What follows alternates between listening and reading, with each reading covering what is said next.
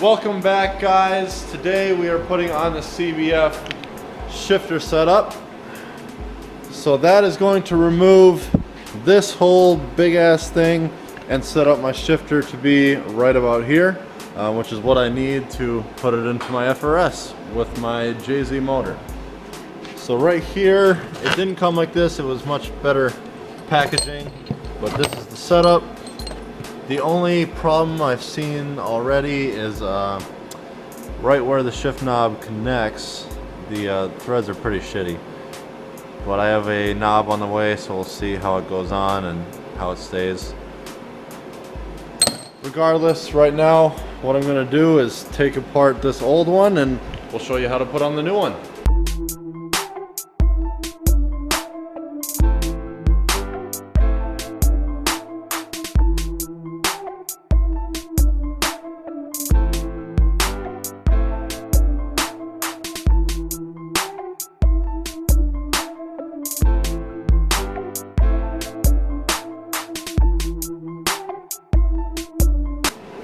Okay, I've taken off the two tops as you saw, both sides of this bracket here, and then I'm going to take out this piece in the linkage so I can pull this whole thing off, and then we get to this pin, which is probably going to be the largest pain in the ass of this whole thing.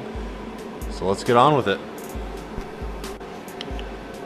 Okay, after taking that out, we got this big ass thing out of the way.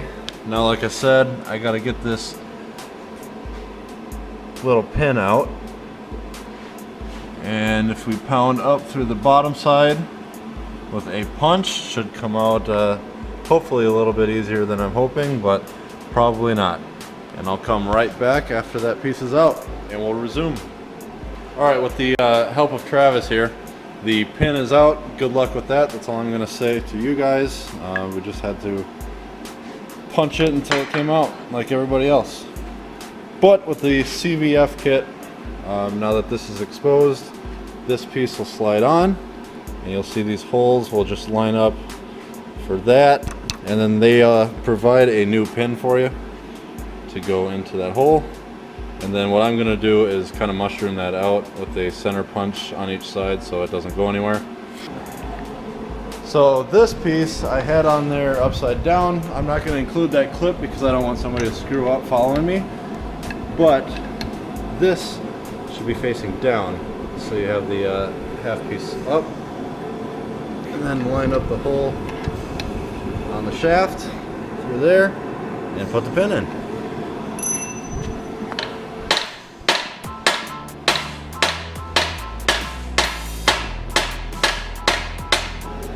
The actual unit itself, you'll have this white bushing for the shift linkage, goes right into the hole. I'm going to move the linkage so you can line up the original bolt holes. And you have hardware that was included to mount this up.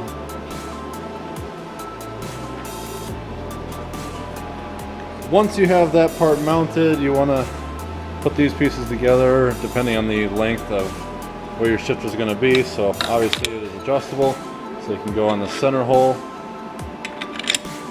when you flip it upside down, or you can go on the furthest one and you can have it from this length all the way down to this length. So I mean, you see how that works. So once you've got that on, put on the bolt and then the nut on here, tighten those up. From our findings, we've got it all together now. This piece, when it was on, now I don't know if everybody's kit has this issue, but the whole thing, the metal pieces, will rotate within the plastic. So you see that little wiggle? It may not seem like much, but when you have this extension on there, this side will move back and forth this way. And when you're trying to put it into gear going back and forth, it's just not going to work out. So once it's straight up and down, just placed this way, it feels great.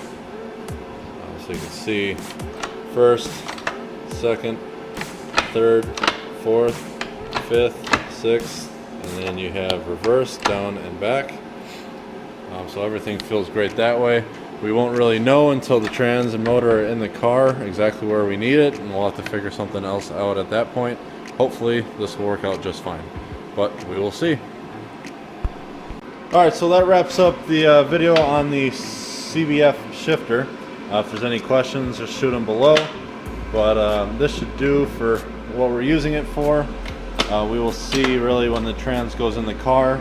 I mean, that's what makes all the difference, because then we'll know exactly where that lines up in the stock hole. But until then, we will see you guys in the next video. Take care.